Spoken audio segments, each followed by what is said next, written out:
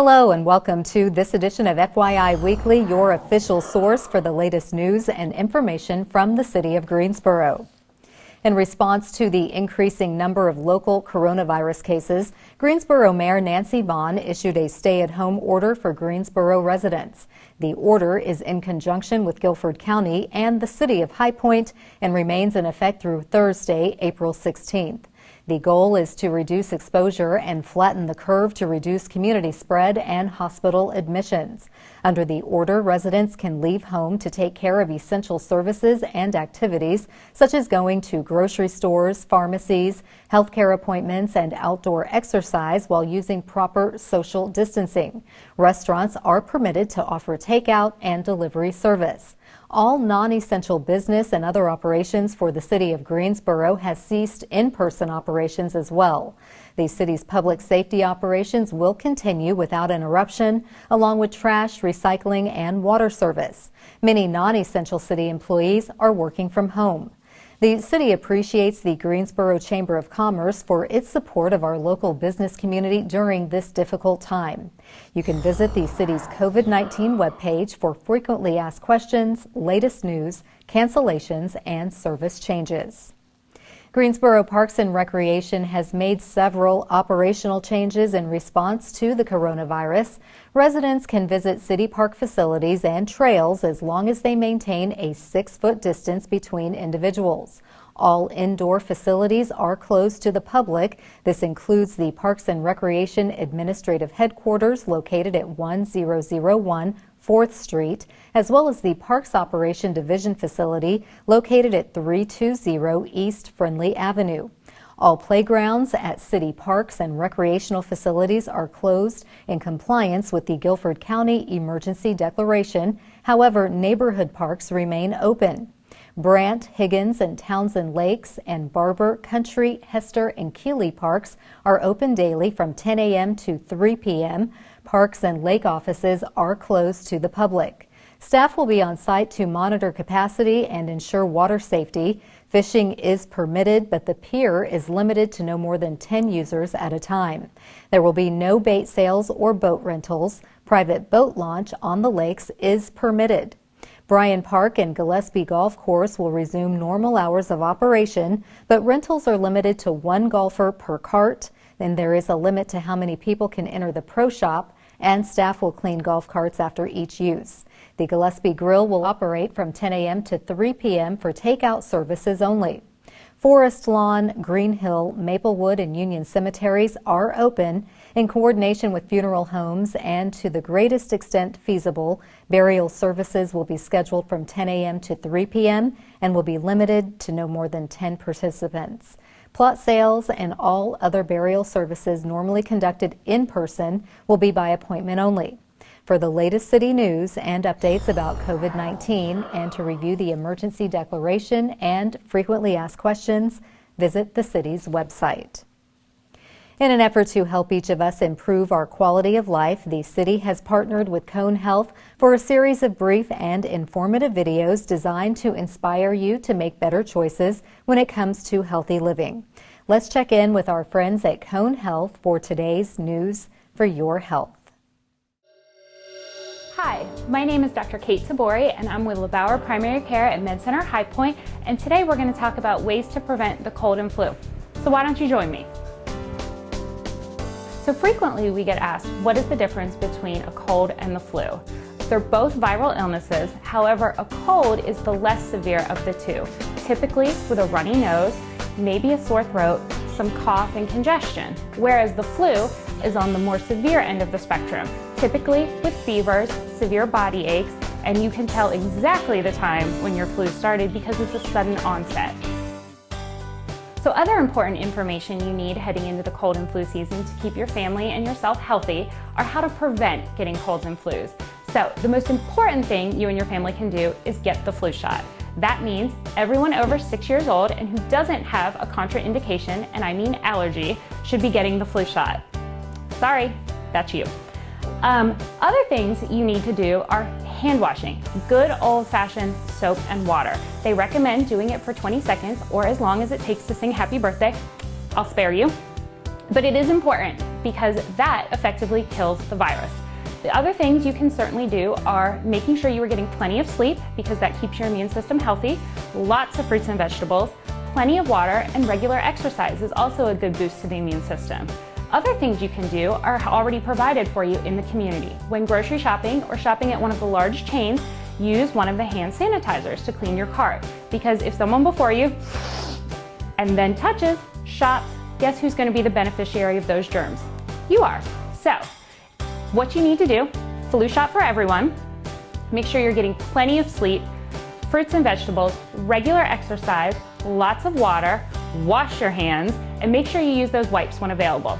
Other thing is, make sure you carry your own pen. You'd be surprised how dirty those things are. A simple way to keep you and your family healthy is how you cover your cough or sneeze. And the old way, where we used our hands, well, that doesn't work out so well. Cough, touch, kind of gross. You've now left those who come behind you susceptible to your germs.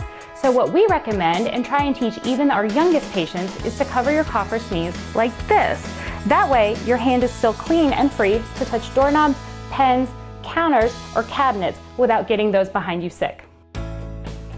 Typically, the next question we hear is, well, if I know it's a cold or I know it's the flu, when do I go and see my doctor? The answer to that question is, if you have the cold, we recommend that you stay home and treat supportively with over-the-counter measures such as cough syrups, decongestants, and maybe pain relievers such as Tylenol or ibuprofen.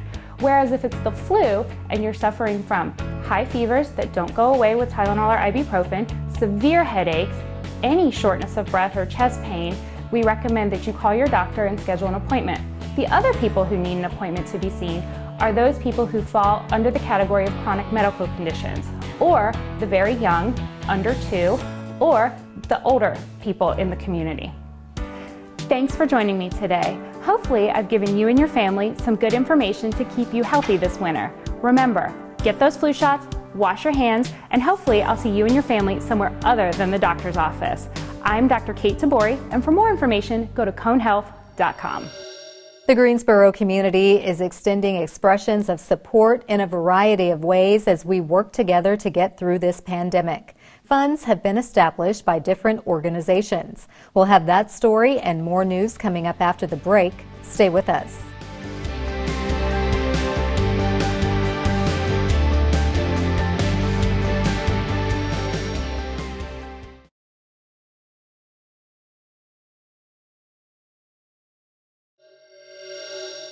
Welcome back to FYI Weekly. The NC Works Career Centers in Greensboro and High Point are closed temporarily. Staff will continue to monitor the situation but plan to reopen the centers on Monday, April 6th. Meantime, the NC Works Career Centers will continue operations providing remote services by phone. You can contact the NC Works Career Center in Greensboro at 336-297-9444 or the High Point office at 336-882-4141. Other inquiries can be made online at ncworks.gov. Unemployment claims can be filed online. For questions or assistance with that, contact the Customer Call Center at 888-737-0259. The City of Greensboro is suspending all residential yard waste collection service in order to maintain employee safety during the COVID-19 situation. This suspension will also allow staff to focus resources on garbage and recycling collection service in order to maintain public health and safety. Residents are asked to avoid placing yard waste at the curb during this suspension. Additionally, bulk items such as furniture and mattresses will now be collected by appointment. Residents should call 336-373-2489 to schedule pickup of those items. The city will continue to provide all residential and commercial garbage and recycling collection services. Appliances are also collected by appointment. Residents can take yard waste to the landfill or deploy alternative uses for yard clippings. Do your part to reduce producing substantial amounts of yard waste. The Parks and Recreation Department has developed a series of virtual programs for the community to offset the recreation centers being closed. Alternate programs will include activities that can be safely conducted outdoors with appropriate social distancing. For the foreseeable future, staff will broadcast Facebook Live videos Monday through Friday at 1 p.m. The videos will focus on a variety of areas such as environmental education, fitness, and Start Smart sports drills. The library branches are also closed, but there is a vast array of resources available virtually. North Carolina Digital Library offers access to an extensive collection of downloadable audiobooks, e-books, and e-videos. This is available 24 hours a day, 7 days a week. NC Kids is an online library just for kids, also available 24 hours, 7 days a week. BrainFuse provides homework help as well as assistance for veterans and job seekers. Newsbank allows access to today's edition of the News and Record and goes back to past articles dating back to 1990. Last but not least, the library is using Facebook to share instructional videos and other programs offered by library staff. Keeping homes free of lead poisoning is something the city is committed to by educating property managers and homeowners. Coming up after the break, we'll talk to our Housing Services Division Manager and give you some updates on our lead-safe housing program. Stay with us.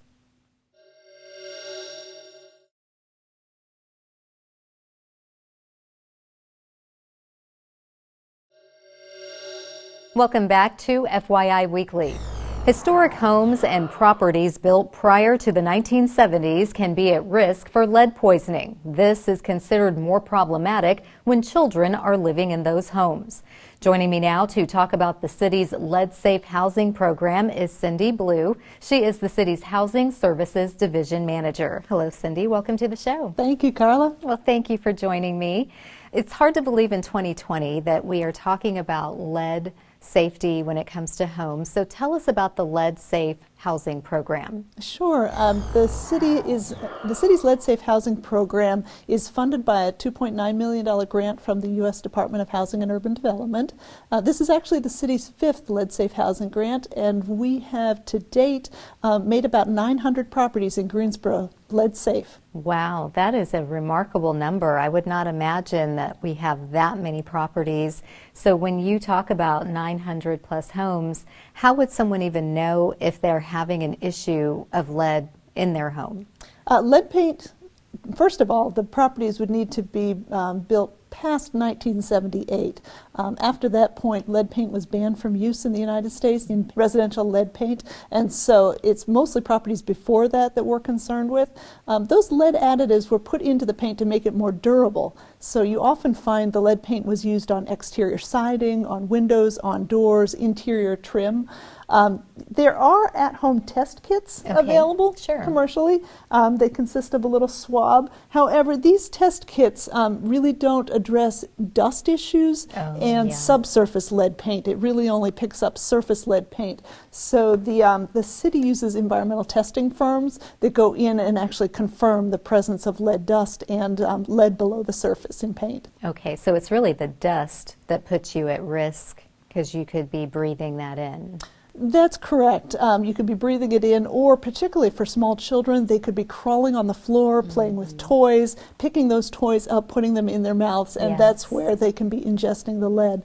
Lead has toxic effects on systems such as the brain and the kidneys and overall development, and it's those types of effects that we're trying to prevent. Okay, and when you're talking about paint, sometimes the paint is chipping or peeling. Kids eat that, and it's a little sweet in taste or flavor. Right. Yeah, I've never tried it myself. I have not either. I have been told that it tastes like bit of honey, the old candy bit of honey, and that can be attractive for children if they chew on a windowsill or if they pick up a lead chip off the floor or even outside on the ground around a house where paint may have been chipping off a house. They may put it in their mouth and think, this tastes pretty good, I'm going to eat some more of it. Right. And that's where we start to see really the lead poisoning starting to set in. Okay. Now, we've talked about the risks, and you've got the Lead Safe Housing Program. How does that work for people who now have heard some of these characteristics and said, I think maybe I need to get the house tested? Sure. The applications and instructions are available on our website. That's www.greensboro-nc.gov/leadsafe. Okay. Or they can call the program assistant directly at 336-373-3624. Now, what happens? They contact your office, and then what's the process so folks know what to expect? We take in, it's paper applications, so we take in paper applications. We do require backup documentation of income for homeowners and for tenants who are living in the property. Vacant properties do not require income documentation. Once we have all that information in hand, then we will schedule for an environmental testing firm to come out and do a lead test on the property. Our home inspectors will also go out and take a look at the property to look for any kind of health and safety issues that might be present that could also be addressed with some of the funding that we have available. And once we've gone through the testing portion, we schedule with our licensed and certified contractor pool to do the actual repairs. These repairs are a grant to the owner, and that can be for either homeowner property or rental property. Nice. So when you say rental property, property managers need to uphold these structures that they're renting out? That's correct. Yes. Okay.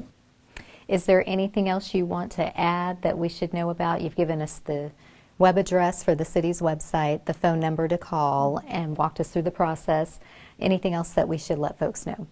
Due to the ongoing coronavirus pandemic right now, we are focusing on rental properties so that we are maintaining our distance from homeowners and keeping everyone safe. So if there are rental property owners out there who have vacant property, we'd love to see applications come in from those.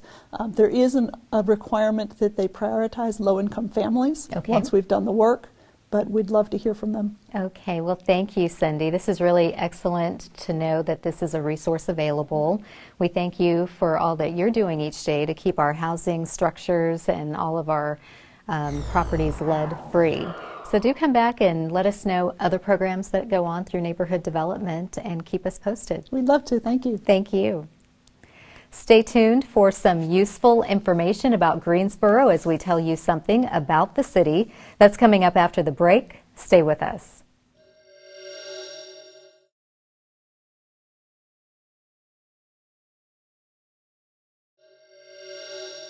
Welcome back to FYI Weekly. One way to stay informed about decisions that impact our city is by tuning in to City Council meetings at 5:30 p.m. on the first and third Tuesday of the month. The fourth Tuesday is reserved for a meeting as needed. The Greensboro City Council meetings are broadcast right here on GTN. The meetings are also streamed live on the city's website and on Roku. City Council meetings take place on Level 2 of the Melvin Municipal Office Building located at 300 West Washington Street. To review the council meeting schedule and agendas, please visit the city's website. Here's an opportunity to learn a little something about the city. The United Way of Greater Greensboro and the City of Greensboro are supporting residents impacted by the coronavirus by establishing the Greensboro Virus Relief Fund. To date, $583,000 has been collected. The Greensboro Virus Relief Fund donations support local children, families, and small businesses impacted by the virus. United Way and the city will coordinate with local nonprofits to determine ongoing needs and the fund distribution. Areas of anticipated need include food, education, employment reductions, housing, medical, and resources for the small business community. To make a donation, either text the word virus to 40403 or visit unitedwaygso.org to make an online donation. Other efforts to collect donations are being coordinated by the Interactive Resource Center, which helps the homeless, and the Community Foundation of Greater Greensboro. Donations from the foundation will support local nonprofits that aid the community. Coming up after the break, we'll showcase our department spotlight, but first we have a special message from Mayor Nancy Vaughn regarding the coronavirus.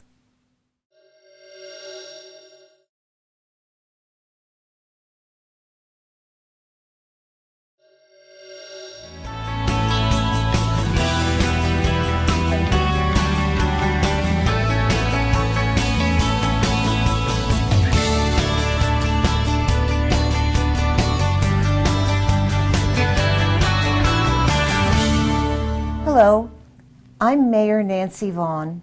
I want to take a moment to talk about the coronavirus situation and what you can do to help during these difficult times.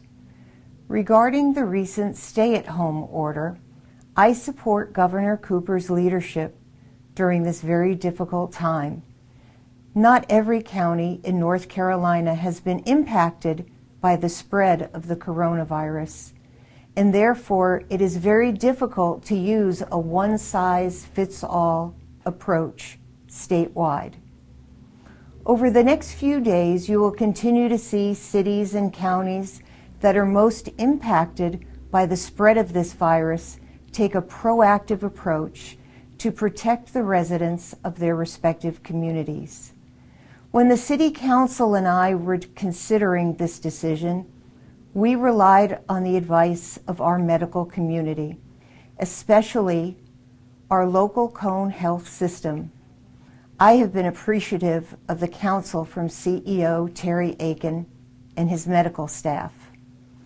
Terry has warned that with our current social distancing guidelines in place, we are at risk of exceeding our hospital capacity in the coming weeks.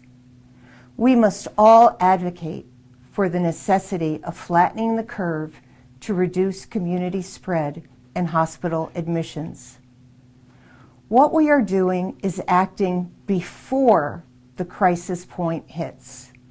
Our goals are to reduce the rate of transmission, to keep our community as healthy as possible, and to reduce the burden on our hospitals and healthcare workers. Additionally, the availability of our first responders, field operations, inspectors, water resources, and many other essential employees over a prolonged, indefinite period is unsustainable. As we strive to serve our residents with the highest quality of service delivery, our employees, such as healthcare workers, are subject to quarantine. This is due to coronavirus exposure and fatigue resulting from prolonged shifts under stressful circumstances caused by unknown factors. Many people will be impacted by this order, and it is the most difficult decision I've made as your mayor. I know this affects many people's lives, families, businesses, and we appreciate the support and leadership of the Chamber of Commerce. Brent Christensen and his team has been a valuable resource to our local business community. I, along with the City Council, have a responsibility to protect our residents' health and safety. I believe this step is in the best interest of public health and will ultimately lead to a quicker reopening of businesses and hope for reestablishing normalcy. Stay at home is not a police state. It is not a shutdown of all functions. This is a direct appeal to parents or caregivers of high school and college-age students. Many will see this as an extended spring break. This isn't. This is serious. This order prohibits people from unnecessary travel around the city. This is a stay-at-home order with limited exceptions. Dine-in restaurants, bars, fitness centers, malls, movie theaters, yoga centers, hair salons, barbershops, nail salons, tanning centers are all closed. People are free to travel to essential services or to destinations, otherwise they need to stay home. Parks and greenways remain open. Exercise is encouraged. Remember to maintain social distance. Stay off public playground equipment. No groups larger than 10. Visit our website at www.greensboronc.gov for a complete list of activities. There will be people who say we have overstepped our authority, and those who say we did not go far enough. There is no playbook, and there is no do-over. History will judge us. For the health and well-being of our community, I am willing to take this chance. Thank you for the emails.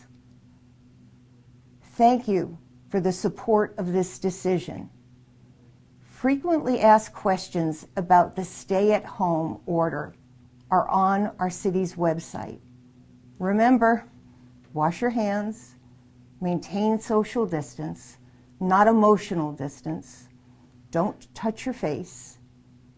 Facts, not fear. We will get through this together, but only together as we are Greensboro strong. Thank you.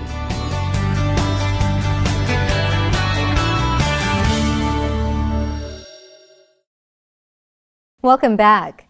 The City of Greensboro has more than 20 departments and several divisions committed to serving you, our residents and visitors. Let's go behind the scenes in our department spotlight.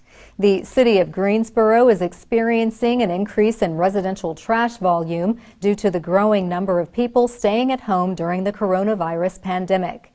Do your part to help keep trash collection running smoothly. Residents with extra household garbage should compact the bags and place them inside the trash can containers. Bags left outside the container cannot be picked up by city automated trucks. Placing the bags inside the trash container will keep trash collection running efficiently. Straight ahead on the other side of the break is this week's Way to Go GSO shout out. Stay with us.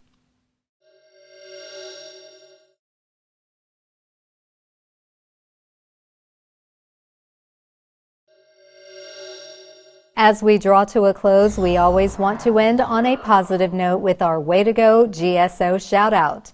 This week's shout out goes to the Greensboro community.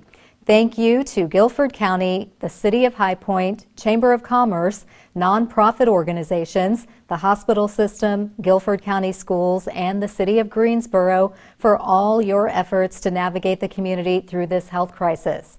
An additional shout out goes to you, our residents. Thank you for your patience and cooperation as we work together to reduce the COVID-19 curve, proving we are Greensboro strong.